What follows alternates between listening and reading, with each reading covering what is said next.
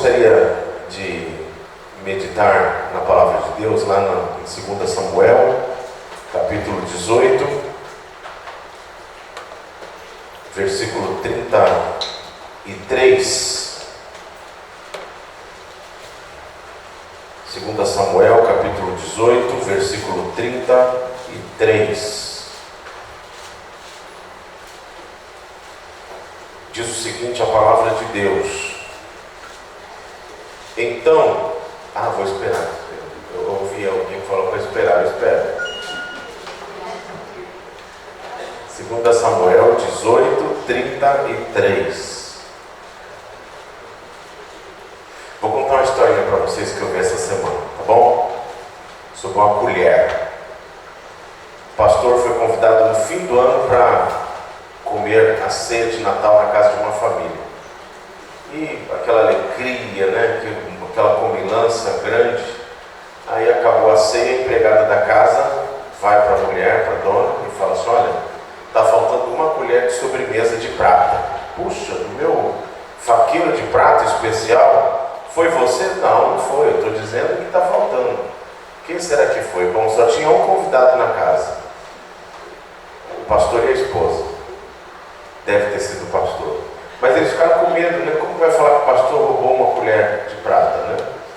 E ficaram enrolando o ano inteiro. Chegou no fim do ano, convidaram o pastor de novo para participar da ceia. Pastor, tudo bem de novo aqui, né? Que bom.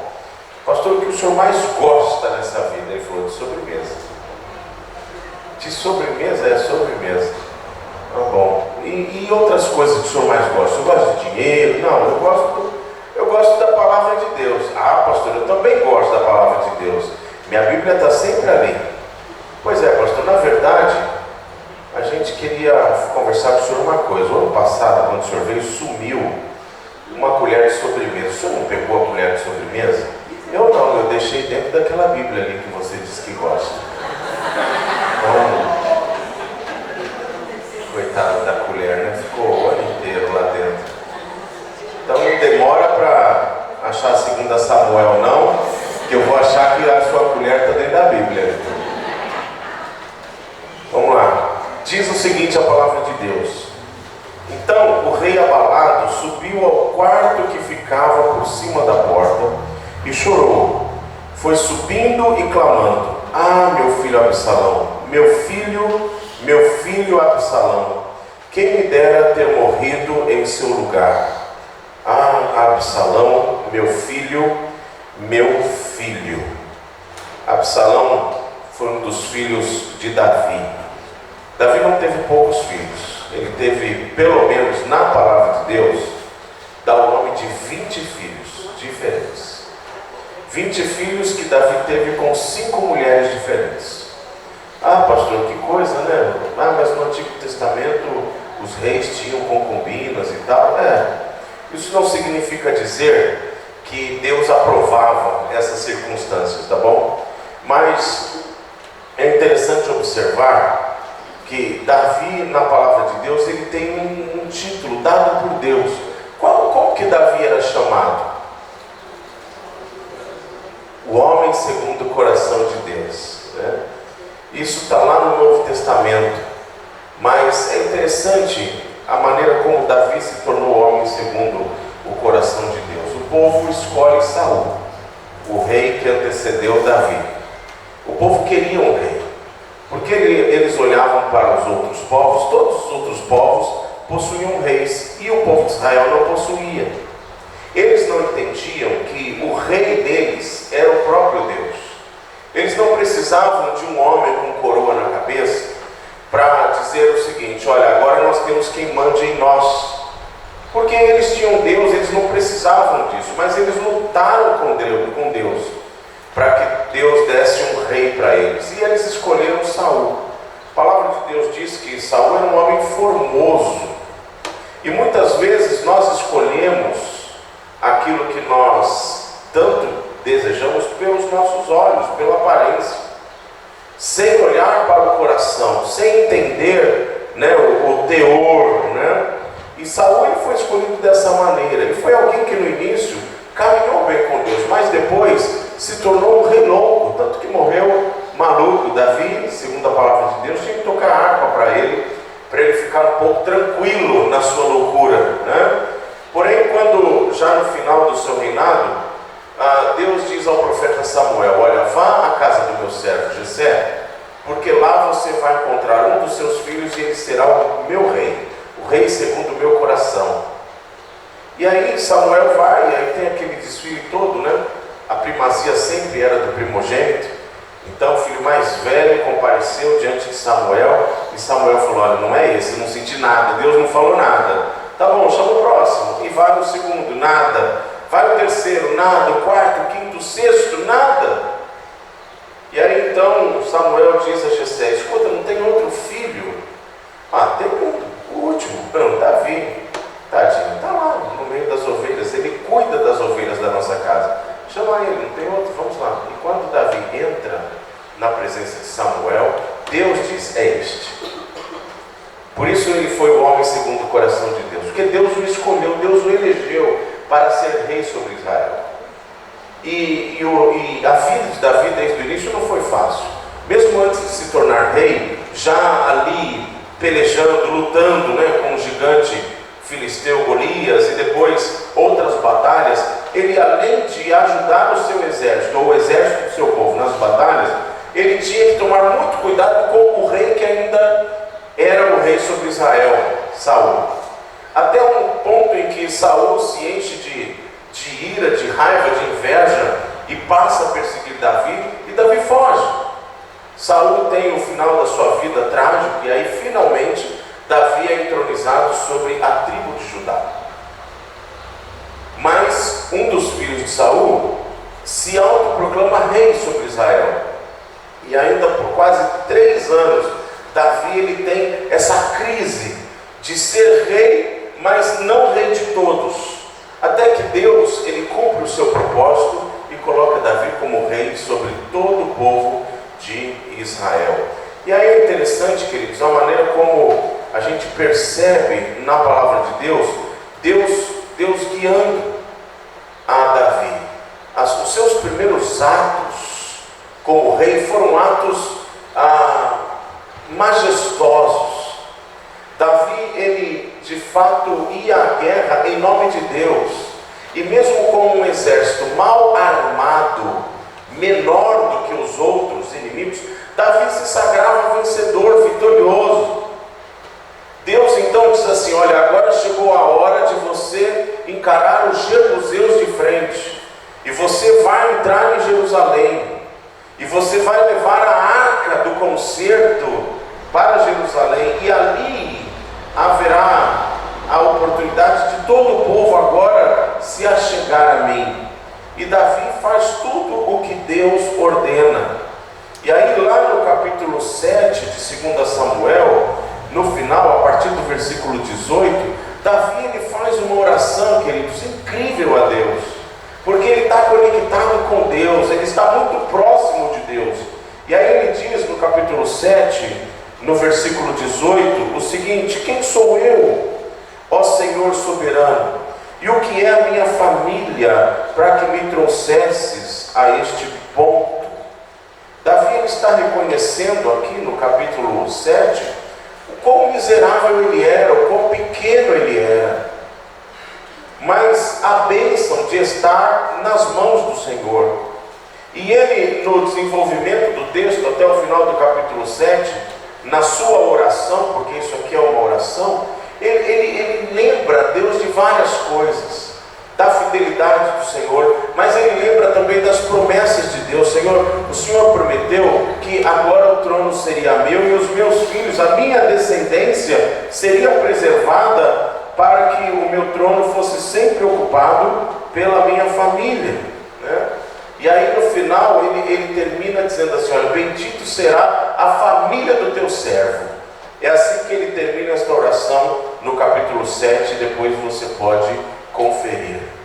Só que o interessante disso, queridos, é que a partir do capítulo 8, este homem que o tempo inteiro orava ao Senhor, falava com o Senhor, consultava ao Senhor, para de falar com Deus. Ele para de falar com Deus. E aí nós percebemos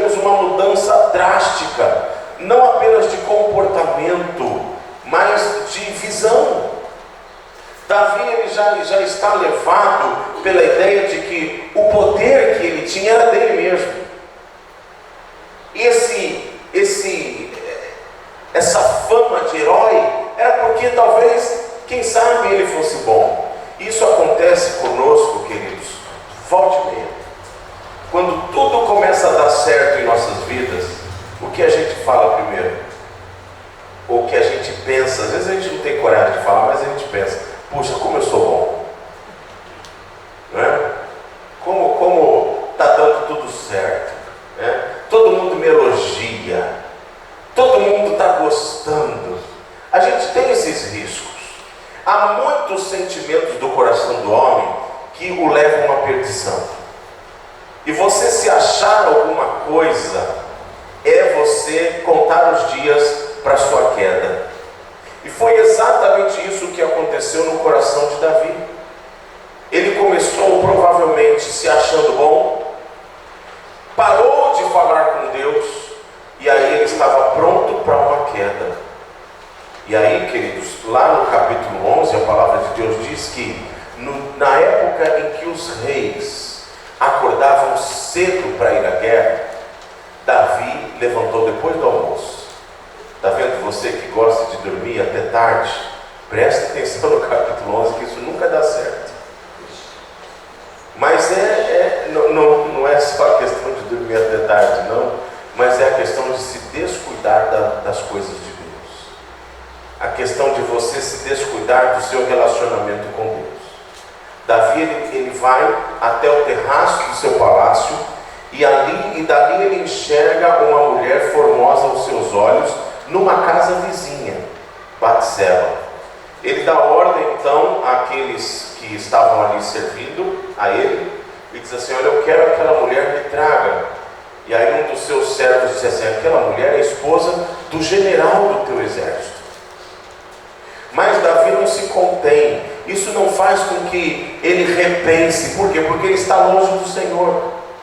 Porque ele não mais orava, ele não mais buscava a palavra de Deus. E quando nós nos distanciamos de Deus, queridos, os nossos conceitos, os conceitos que estão na verdade de Deus, passam a não ter mais sentido para a gente. É como se a gente se transformasse numa outra pessoa. É como se a gente não mais conseguisse enxergar o que Deus tem como verdade. E aí a verdade se torna relativa, ou seja, eu interpreto do jeito que eu quero, eu vivo do jeito que eu quero. E Davi então traz essa mulher para dentro do seu palácio, da sua casa. Ele já tinha outras mulheres. Vocês conseguem imaginar isso? Provavelmente Davi teve relações sexuais com esta mulher dentro da sua casa, tendo outras mulheres suas dentro da sua casa. Que loucura! E essa mulher, ela fica grávida. E agora o que fazer com este pecado? Davi nem tinha noção de que ele estava em pecado. Ele quis fazer uma faxina. Sabe quando a gente tenta ocultar as nossas sujeiras para baixo do tapete? Então vou chamar o marido dela, que está na guerra, o general do exército. E ele chega a Urias e diz assim: Urias, você ganhou um fim de semana de folga para ficar com a sua esposa. E qual é a resposta de Urias? Senhor, os meus homens estão lá na batalha.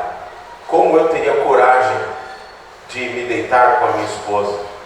Eu não vou. Você vai, é ordem do rei. E a palavra de Deus diz que aquela noite Urias assentou-se nos degraus do palácio de Davi e ali ficou a noite inteira. Mas não fez o que Davi queria que ele fizesse. Então, irmãos, não sobrou outra alternativa. Davi redigiu uma carta e disse assim: leve, pode ir embora. A carta era: coloque Urias lá no pelotão da frente, onde ninguém sobrevive. E assim Urias foi morto. Resolvida a situação, como que a gente resolve uma situação se não pela verdade de Deus? Nunca há outra alternativa para nós. Nunca há uma outra alternativa quando nós fazemos aquilo que Deus reprova. A gente precisa entender isso. Deus não vai nos abençoar. Nós não seremos justificados por Deus se nós tentarmos dar um jeitinho na nossa própria história. Mas Davi tentou. Aí, não sei quantos dias depois do assassinato, a palavra de Deus diz que Natã, o profeta, agora vigente, substituto de Samuel, é chamado por Deus. E Deus diz: Natã, vai lá e diz. Os irmãos acham que isso era fácil? O profeta falar a verdade para o rei. Natã, ao que o texto indica, não teve problema nenhum com isso. Importa antes obedecer ao Senhor. E ele foi diante de Davi. E ele diz: Davi, vou contar uma história para você. A história é a seguinte: haviam dois vizinhos, um muito rico. Esse vizinho morava tinha casa em Itanhaém. Ele tinha cabeças de gado, ovelhas para dar e vender, muita riqueza. E o outro era pobre. Não vou nem dizer qual é a cidade que ele morava, porque vai que eu diga, e aí alguém diz: pastor, eu sou de lá. Não é. Então, mas o outro era pobre, tadinho. Ele tinha só uma ovelhinha. A ovelhinha era até magrinha, porque não tinha muita ração para ela. Custa caro. E aí, o vizinho rico recebe visitas na sua casa. E aquela alegria, né? Aquela coisa que acontece muito aqui em Itanhaém, né? A pessoa chega, churrasco, coisas assim. O que a gente vai servir para esse homem? O que o homem pensa? Bom, eu vou servir a ovelhinha do meu vizinho. Aí Davi fala: para, Natã, que história horrível é essa? O cara que faz um negócio desse precisa morrer. Ele tem tudo, do bom e do melhor, e vai pegar justo a ovelhinha do vizinho? E aí Natã olha para Davi sem medo e diz assim: ó, esse cara é você. Daí foi inspirada aquela música do Roberto Carlos, né? Esse cara sou eu, né? Não, não é verdade.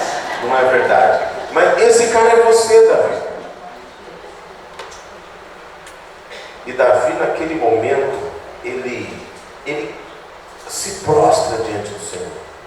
Porque sabe o pecado que lhe cegava? Aquilo caiu, seus olhos foram abertos. E ele compõe o Salmo 51, que ele começa dizendo: Senhor, tenha misericórdia de mim. E aí, lá no versículo 6, ele diz assim: olha, eu fui concebido em pecado. O pecado que eu tenho já existe desde o ventre da minha mãe. E aí no versículo 10 ele diz: Senhor, cria em mim um coração puro e renova dentro de mim um espírito reto. Por quê? Porque ali os seus olhos se abriram e ele percebe a loucura do seu coração. Então, queridos, o primeiro passo para nós não corrermos riscos na vida é sempre reconhecermos os nossos pecados e nos arrependermos. Esse negócio de varrer sujeira para baixo do tapete não dá certo. Um dia a nossa alergia ataca e a situação fica feia. O que nós precisamos é olhar para Deus e suplicarmos pelo seu perdão e pela sua misericórdia. Se a história de Davi, se 2 Samuel terminasse aqui, estava bom, mas continua. Sabe por que continua? Porque a primeira parte do problema, Davi consertou. Davi, ele se arrependeu. E ele manteve o seu relacionamento com Deus. Mas os nossos pecados muitas vezes trazem consequências. Eu não estou falando aqui de maldição hereditária. Isso é uma heresia. Olha, se o seu pai é bêbado, ele lançou uma maldição sobre a sua família. Agora todo mundo na sua família será alcoólatra, porque isso é uma maldição hereditária. Não existe isso. A palavra de Deus, ela não nos permite pensar dessa maneira. Porque o nosso pecado, ele é individual e a nossa responsabilidade por Deus é individual. E a palavra de Deus diz, tanto no Novo quanto no Antigo Testamento, de que quando nós nos tornamos de fato novas criaturas, o nosso pecado, aquilo que havia contra nós, ele é rasgado, ele é extinto. Não existe maldição hereditária. O que existe muitas vezes é o mal conselho ou o mau exemplo. Por exemplo, se você fuma dentro da sua casa sempre, a possibilidade do seu filho se tornar um fumante é muito grande, porque ele aprendeu achando que isso é bom, bonito e normal. Se você bebe, não pensa que o seu filho não vai olhar para isso. Há 2 semanas atrás, conversando com um jovem sobre que vai casar, e ele falando assim: olha, eu queria que no meu casamento tivesse bebido por causa dos meus amigos lá da empresa. Se não tiver, o que eles vão pensar de mim? Aí eu comecei a pensar com ele, falei: imagina você no seu casamento, rapaz, um momento de alegria, de beleza, se um desses amigos bebe um pouco a mais e começa a fazer besteira dentro do casamento. A gente tem tantos exemplos sobre isso. Eu e Marcia, a gente uma vez ouviu uma história de um grupo de jovens de uma igreja, que eles beberam tanto no casamento que um desses, eram adolescentes na verdade, o adolescente foi e tascou o beijo numa senhora da igreja, na boca. Estava bêbado, né? E depois a gente ainda fica se perguntando se a gente pode, se não pode. Todas as coisas nos são lícitas, mas será que convém?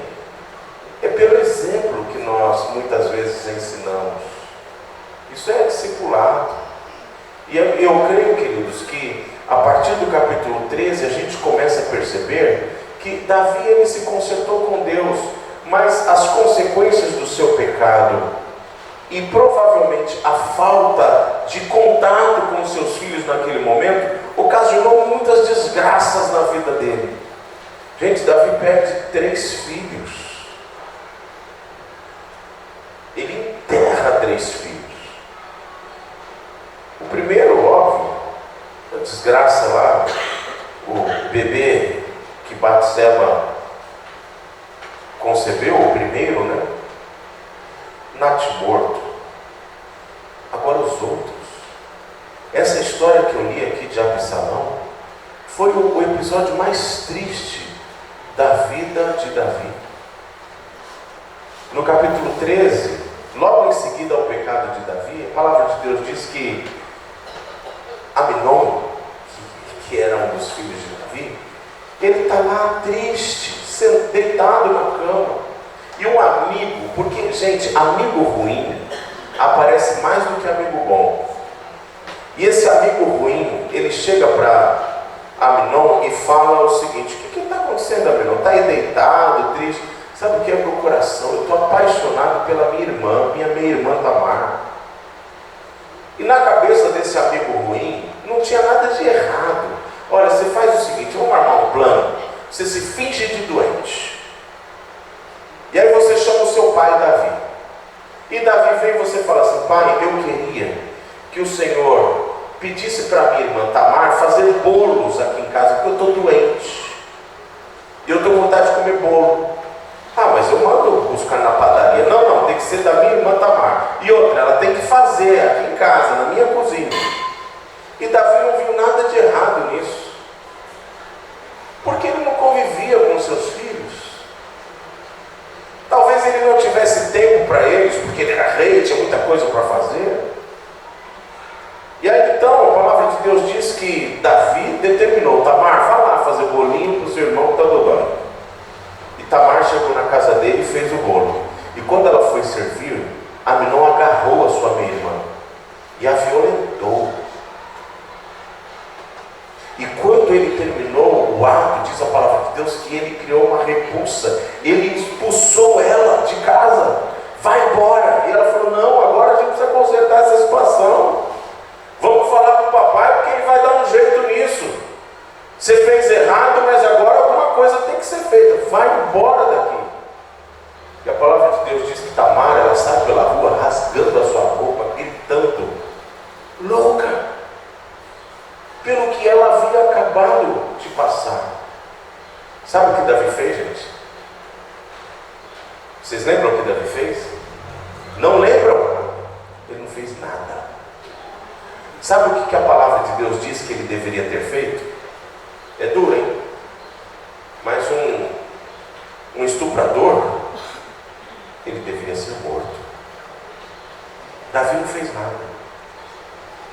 Aí, o tempo passa, mas as feridas ficam. 2 anos depois, Absalão, que era irmão de Tamar e meio-irmão de Aminon, ele está cheio de ódio no seu coração. O ódio dele não é só por Aminon, o ódio dele é pelo pai também. E aí ele tem um plano: olha, está na época de tosquear as ovelhas, sabe o que eu vou fazer? Eu vou convidar toda a minha família, eu vou matar todo mundo.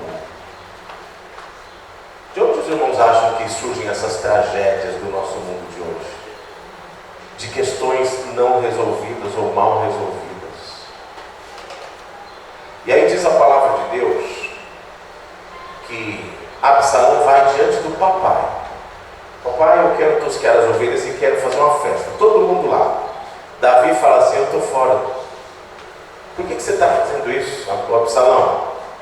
Estranho, hein? Estou fora. Então, papai, deixa eu levar Aminon, meu irmão, comigo e os outros irmãos. Tá bom, pode levar. Gente, será que ele esqueceu?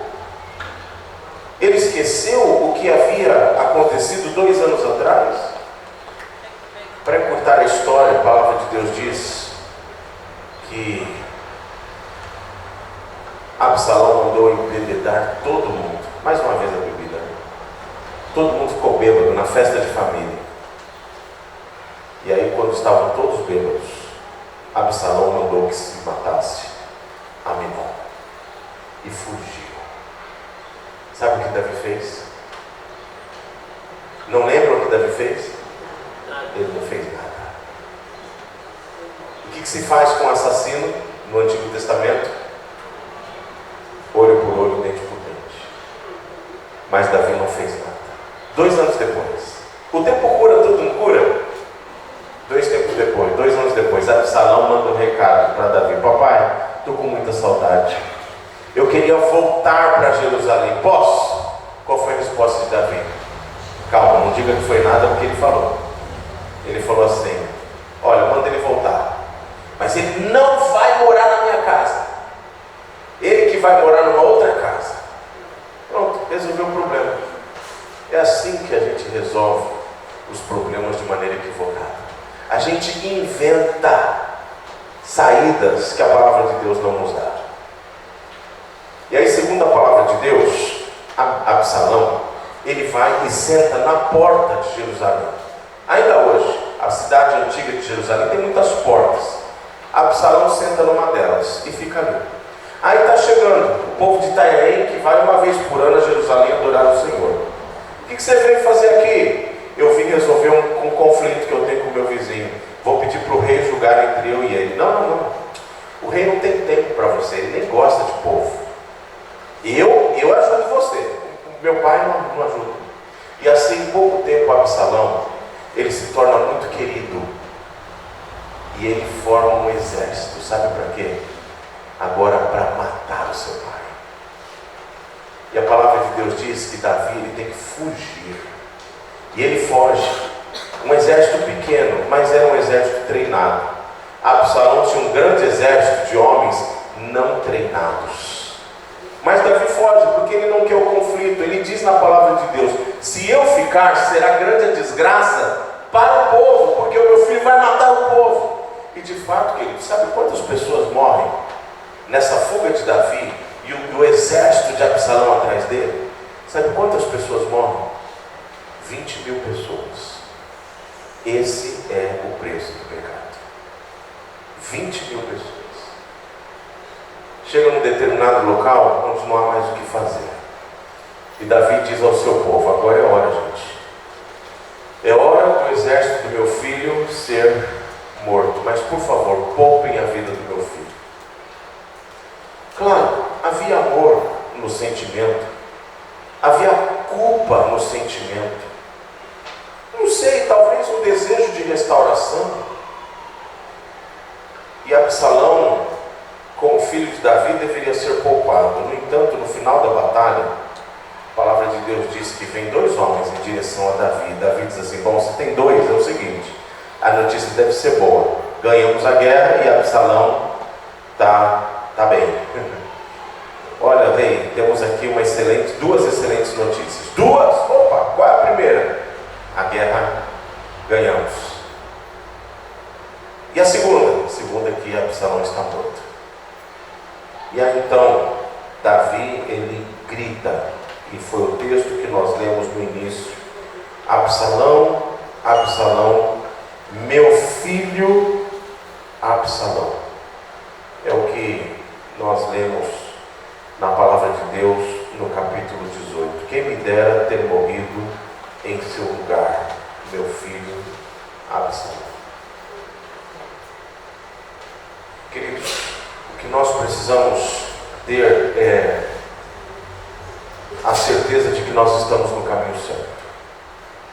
Eu disse que não existe essa questão de maldição hereditária, e não existe mesmo. Mas muitas vezes nós não governamos o nosso lar, nós não somos exemplo para os nossos filhos, nós não vivemos a verdade de Deus. E quando nós não vivemos a verdade de Deus, nós colocamos em risco tudo aquilo que nós temos. Tudo que nós temos. Nós vivemos um mundo hoje onde o padrão de família é estranhíssimo. E a gente acha tudo normal. Não estou querendo aqui, por exemplo, que você que já tem 2, 3, 10 casamentos saia ruim. Mas nós temos lido muito notícias, por exemplo, de filhos que estão totalmente destemperados, porque eles não sabem para qual pai ou quais pais eles devem olhar. Eu li há um tempo atrás uma reportagem de um filho que teve uma crise por ter 3 pais, homens diferentes. E a gente acha que isso tudo é muito normal. A gente tem uma dificuldade de entender que aquilo que não está na palavra de Deus vai nos trazer desgraças, consequências desastrosas. Ai, que bom, pastor. Puxa, então eu estou bem, porque eu só tive um esposo até hoje, ou uma esposa até hoje. Isso é bom, mas não é tudo. Às vezes você vai cair nos mesmos erros, nos mesmos equívocos, de não entender que a sua família é um ministério, de que você tem uma responsabilidade muito grande em fazer com que os seus filhos caminhem com o Senhor. Se isso vai acontecer no sentido deles caminharem com o Senhor, se eles já adultos estarão ou não, eu digo com honestidade, não é problema nosso. Porque às vezes você educa o filho num caminho e ele escolhe outro. Mas o que você não pode correr como risco é deixar de educá-lo nos caminhos do Senhor. Porque isso lhe será cobrado. Espero que não pela vida, mas mesmo que a vida não te cobre, no sentido de você trazer dificuldades, Deus há de cobrar você. Poxa, pastor, e agora que os meus filhos estão grandes, o que eu faço? Corra atrás do tempo. Viva o que a palavra de Deus diz que você deve viver. Resgate os valores da sua família. Seja exemplo, a fim de que os seus filhos possam ter um novo norte a seguir. Se você já está na época dos netos, invista nisso. Quem sabe você seja bênção no sentido de ajudar e direcionar os seus netos. Mas não dê a luta por perdida. Porque se Deus está falando ao seu coração nesta manhã, é porque Ele ainda quer trabalhar no seu coração. Então, se de repente você, olhando, está assim, puxa vida, estou lembrando de tanta coisa ruim que eu proporcionei, que a partir de hoje, nesse quesito, você seja glória, motivo de glória para Deus. Que você consiga restaurar. Pastor, eu não tenho nem mais família. Então que você faça isso por outras pessoas. É por isso que eu disse no início, não se trata de vender livros, queridos, mas se trata de influenciar esse mundo que não tem mais padrão. E nós que somos crentes em Cristo Jesus, temos o padrão da palavra de Deus. Se nós não vivermos isso, se nós não lutarmos por isso, será em vão pensar que este mundo vai reconhecer algo diferente. Eu termino lembrando de agosto, quando a Amazônia pegou fogo, e uma repórter, ela disse o seguinte: está tudo pegando fogo, que mundo nós vamos deixar para os nossos filhos? A gente tem muita preocupação com herança.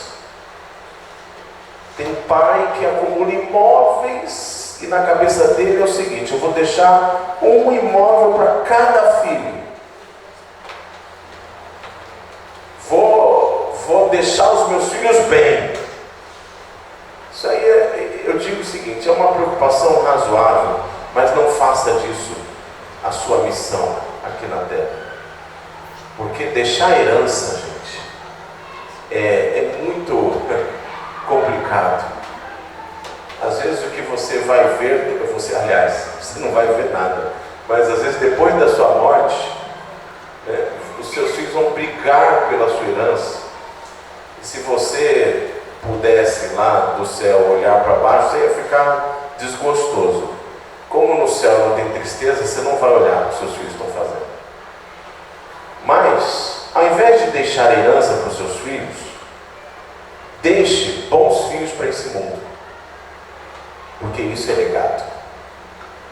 Se preocupe com os seus filhos e não com o que você vai deixar para eles, porque os filhos que você criar, os netos que você criar, o que você fizer de boa influência na vida de outras pessoas, isso se tornará um legado. Foi isso que Davi não teve como preocupação. Talvez como rei ele pensasse assim: vou dar tudo do bom e do melhor para os meus filhos. Um bom palácio, uma boa vida, o que eles querem mais? Talvez eles quisessem um pai. E se tivessem, nada disso teria acontecido. Então que Deus tenha misericórdia de nós e fique um alerta. E que Deus, de fato, fale ao seu coração de uma maneira tal que você saia daqui não com peso, mas que você saia daqui com uma responsabilidade. O que eu vou fazer para mudar essa realidade? Que Deus nos abençoe. Deus bendito, nós agradecemos ao Senhor pela Tua palavra. Agradecemos, Deus eterno, porque o Senhor nos traz, ó Pai, a verdade que precisamos seguir. Que não ousemos desobedecer ao Senhor e pagar o preço se necessário, mas que a nossa vida de obediência a Ti, de comunhão com o Senhor, possa nos levar a um equilíbrio, a uma família equilibrada, a uma vida equilibrada, a um legado, de deixarmos para este mundo que está nas trevas, que jaz no maligno, que opta pelo caminho torto, deixarmos filhos, netos, influências, parentes, vizinhos, seja lá quem for, de tal maneira que, através do legado, possamos fazer grande diferença para o Teu reino aqui na terra. Nós oramos em nome de Jesus.